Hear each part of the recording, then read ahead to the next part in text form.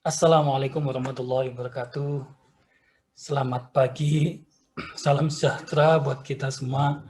Semoga pagi ini sobat mahasiswa sekalian selalu dalam keadaan sehat, bahagia, dan selalu dalam lindungan Allah Subhanahu wa Ta'ala, Tuhan yang Maha Esa, sehingga kita pada pagi hari ini bisa mengikuti perkuliahan manajemen pemasaran strategik. Pada pertemuan yang ke-14 pada topik ke-13 kita akan membahas tentang bagaimana mengimplementasikan manajemen pemasaran strategik pada usaha menengah, kecil, dan mikro. Ya. Jadi pada topik kali ini kita akan bicara tentang beberapa contoh bagaimana sebuah usaha kecil, mikro, dan menengah ketika dia mengimplementasikan manajemen pemasaran strategik pada aktivitas pemasarannya.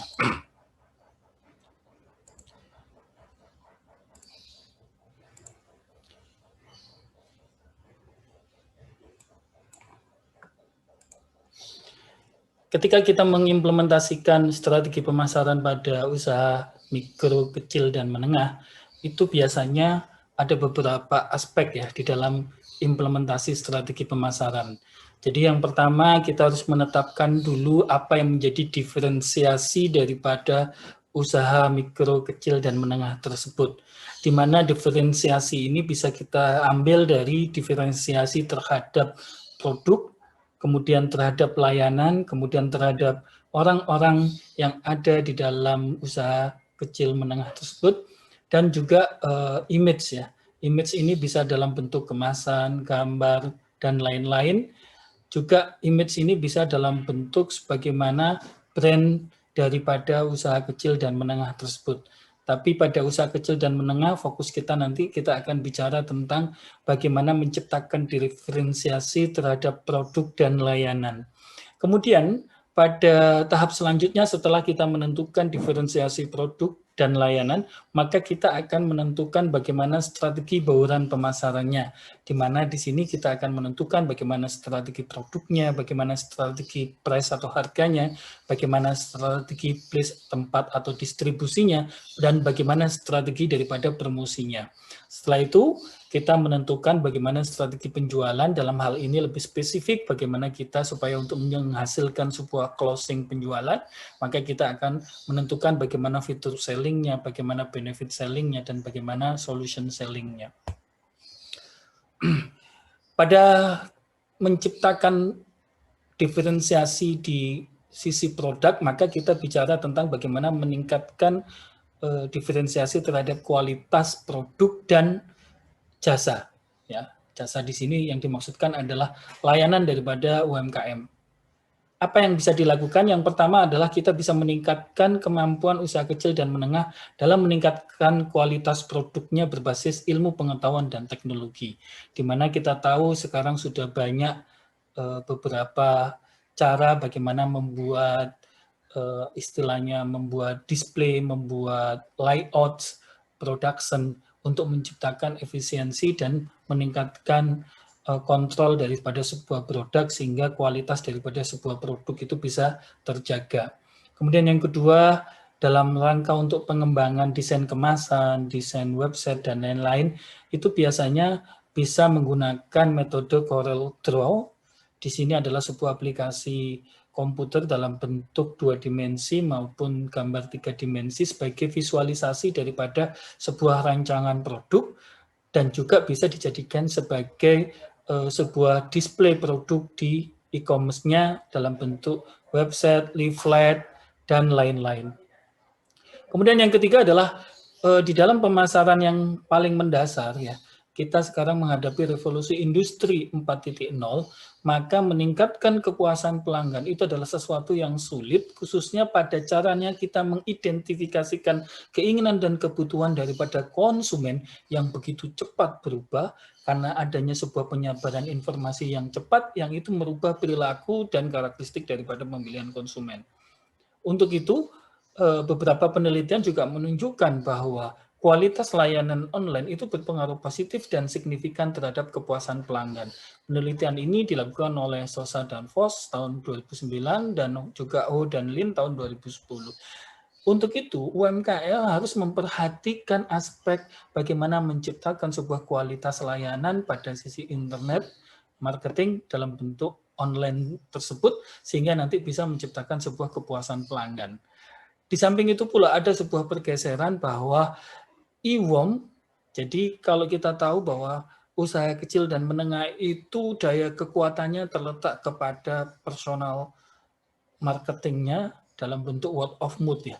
Tetapi sekarang word of mouth itu sudah dalam bentuk elektronik, bisa melalui chat WA, bisa melalui chat Instagram, kemudian bisa melalui status di Facebook dan lain-lain.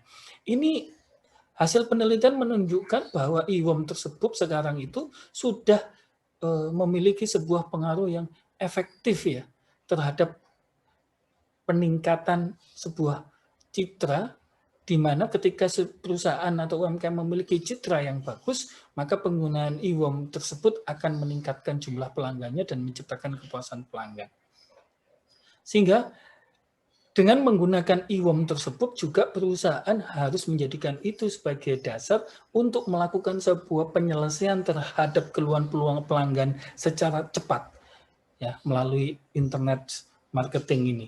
Jadi ini juga hasil penelitian C dan G tahun 2018 menunjukkan bahwa ketika perusahaan mampu menyelesaikan sebuah keluhan yang cepat, maka ini akan berdampak positif terhadap loyalitas pelanggan. Nah, setelah kita menciptakan sebuah diferensiasi produk, baik dari sisi kualitas produk maupun dari sisi jasa atau layanan produk, maka kita akan tahap selanjutnya adalah kita menciptakan sebuah strategi bauran pemasaran. Kita tahu bahwa implementasi strategi pemasaran, sebagaimana yang kita pelajari sebelumnya, itu bisa dilakukan baik secara offline maupun online. Di mana secara offline di sini kita bisa menggunakan yang namanya media iklan, kemudian brosur, kita pasang banner, dan lain sebagainya yang berbentuk fisik. Sedangkan untuk media online, kita bisa menggunakan channel digital seperti sosmed, website, YouTube, dan platform digital lainnya, yang dimana ini juga jangkauan dan cangkupannya sangat luas dan begitu cepat.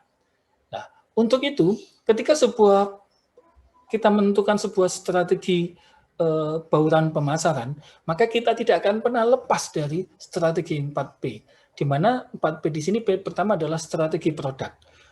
Pada bauran pemasaran strategi produk di sini, kita melakukan sebuah bagaimana UMKM itu kita buat quality control di setiap produk yang akan di-deliver kepada konsumen, itu dipastikan terjamin kualitas produknya. Dan juga dipastikan terjamin layanannya itu bisa diberikan secara cepat dan memuaskan kebutuhan dan keinginan konsumen. Jadi kata kunci keberhasilan daripada strategi produk ini, bagaimana sebuah kualitas produk itu terdeliver dengan baik sampai di tangan konsumen, berikut pula dengan layanan yang memuaskan kebutuhan konsumen, bahkan keinginan konsumen. Kemudian strategi yang kedua adalah strategi place atau tempat ya, atau distribusi. Di mana kita tahu bahwa UMKM ini cenderung dia akan mengandalkan dalam hal efisiensi, maka ketika dia memilih sebuah tempat, maka tempat itu diharapkan ya, bahkan diharuskan itu mudah diakses oleh konsumen. Ya. Bahkan tempat itu kata kuncinya adalah ketika konsumen menggunakan Google Map, dia mudah mencari dan bisa menemukan tempat itu dengan tepat. Nah, untuk itu konsumen pada strategi place ini, dia harus menentukan tempat yang strategis, tempat yang tepat, dan kalau bisa tempat tersebut dibuat Instagramable supaya nantinya atau dibuat sosial media ability. Jadi ketika nanti konsumen menggunakan sosial media, maka dia akan bisa melihat seberapa tenar tempat kita di dalam pemasaran atau di dalam dunia maya. Kemudian yang ketiga, strategi price atau harga. Di sini, konsumen dalam hal ini akan selalu meminta sebuah harga itu adalah yang pas dengan kualitas yang diberikan. Nah, karena kita tahu bahwa konsumen itu memiliki preferensi sendiri-sendiri. Ada yang menghendaki harga murah, ada yang kemudian yang menghendaki harganya sesuai dengan kualitasnya. Bahkan ada yang menghendaki yang penting kualitasnya. Nah, untuk itu maka pada strategi price ini kita harus menciptakan diferensiasi harga sesuai dengan kemampuan kita di dalam melayani sebuah produk. Ya. Jadi kemampuan kita di dalam memberikan sebuah kualitas produk dan kualitas layanan yang diperoleh oleh konsumen itu harus sebanding dengan harga yang harus dibayarkan oleh konsumen. Nah, kalau kita menerapkan strategi seperti ini, maka kita tidak akan terpengaruh dengan adanya produk sejenis dari kompetitor yang melakukan perang harga. Yang terpenting kita bisa menjaga mutu layanan kita, mutu produk kita, dan harga yang kita tawarkan adalah harga yang kompetitif dan sesuai dengan mutu produk dan mutu layanan yang diberikan. Kemudian strategi yang keempat adalah strategi promosi. Pada strategi promosi di sini lebih tepatnya adalah kita menekankan kalau pada UMKM itu adalah promosi penjualan. Promosi penjualan ini bisa diberikan melalui program giveaway, kemudian voucher, kemudian menggunakan media online, yang semuanya kemudian dibungkus menjadi satu dalam sebuah kemasan promosi yang menunjukkan di situ keunggulan dari sisi produk, keunggulan dari sisi tempat, keunggulan dari sisi harga, dan ini semua dibungkus melalui sebuah komunikasi pemasaran terpadu yang sudah kita pelajari di pertemuan sebelumnya. Jadi pada strategi promosi ini UMKM dia harus menciptakan sebuah komunikasi pemasaran terpadu yang menunjukkan keunggulannya dia pada strategi produk, pada strategi harga, dan pada strategi tempat. Nah, setelah strategi pembauran pemasaran itu dibuat, maka pasti UMKM akan mengalami sebuah pergerakan. Ya.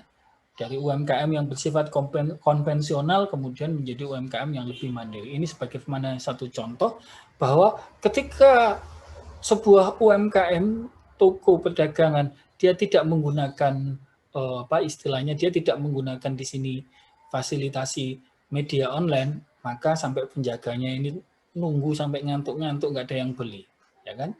Tapi ketika kemudian dia berubah dengan tampilan display yang lebih menarik dan maka penjualannya di sini dia akan mengalami sebuah peningkatan penjualan yang tinggi. Ini adalah pergerakan di mana ketika UMKM bergerak dari model marketing konvensional menuju ke marketing yang menggunakan sosial media. Dan dari beberapa penelitian juga menunjukkan aspek-aspek apa saja yang itu berdampak terhadap peningkatan keunggulan persaingan daripada UMKM.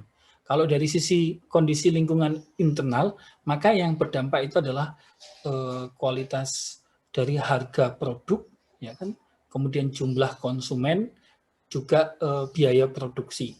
Jadi seorang UMKM ketika dia mampu menciptakan sebuah harga produk yang kompetitif, kemudian dia memiliki jumlah konsumen yang banyak, kemudian dia juga memiliki sebuah biaya produksi yang lebih rendah, maka ini akan meningkatkan keunggulan kompetitif daripada UMKM.